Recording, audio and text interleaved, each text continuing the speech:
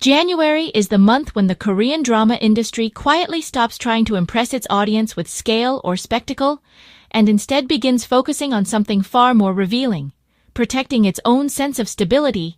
And when you look closely at the January 2026 lineup, that instinct becomes impossible to ignore. This is not a loud month, nor is it one that appears interested in bold reinvention. Rather, January 2026 feels carefully restrained, almost cautious, as though the industry has collectively agreed that the beginning of the year does not require ambition so much as reassurance. After a year in which several high-profile releases struggled to meet expectations and audience patience wore visibly thin, January feels less like a celebration of renewal and more like a controlled reset. And that reset is reflected very clearly in the kinds of stories being prioritized. January dramas are rarely designed to dominate cultural conversation or trend aggressively online.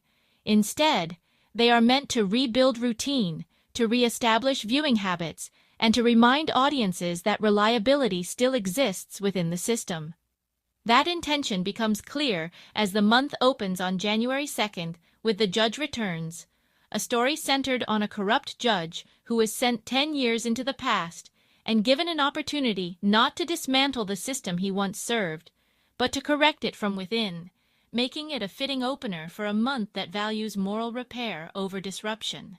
That same idea carries forward on January 3rd with To My Beloved Thief, where a woman living a double life as a righteous thief navigates justice, identity, and personal morality within a historical fantasy framework that prioritizes balance and correction rather than rebellion.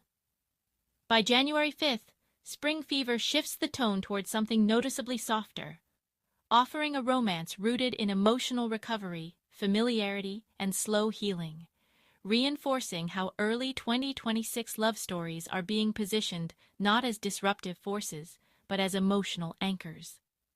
Mid-month, January 16th becomes particularly revealing, as Netflix releases all episodes of Can This Love Be Translated?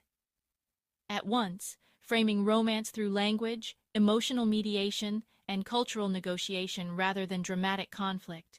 While on the very same day, SBS premieres No Tale to Tell, a fantasy romance that deliberately softens the genre by focusing on identity and resistance to transformation rather than spectacle or power. January 17th continues this pattern of controlled storytelling, with Undercover Miss Hong placing its protagonist undercover within a late 1990s corporate setting, using humor and nostalgia to critique institutional power without destabilizing it, while Positively Yours, adapted from a popular webtoon, leans fully into a familiar romantic structure, reinforcing how predictability and comfort dominate this month. The lineup then closes on January 31st with Recipe for Love, a family-centered romance focused on reconciliation, long-standing misunderstandings, and emotional repair, offering a quiet conclusion to a month built almost entirely on reassurance.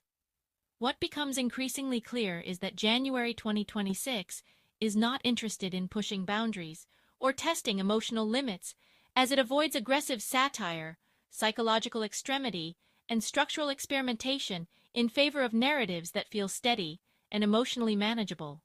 This does not point to creative exhaustion so much as strategic timing, as broadcasters work to restore routine while streaming platforms prioritize retention over virality, revealing an industry that is listening closely to audience fatigue rather than attempting to overpower it. These dramas are designed to be lived with slowly, not loudly consumed and quickly discarded. January 2026 is not weak, it is careful. And the real question is not whether these dramas will succeed, but whether comfort will become a long-term habit or remain a temporary pause, because calm is never an ending, but simply the space before the next decision.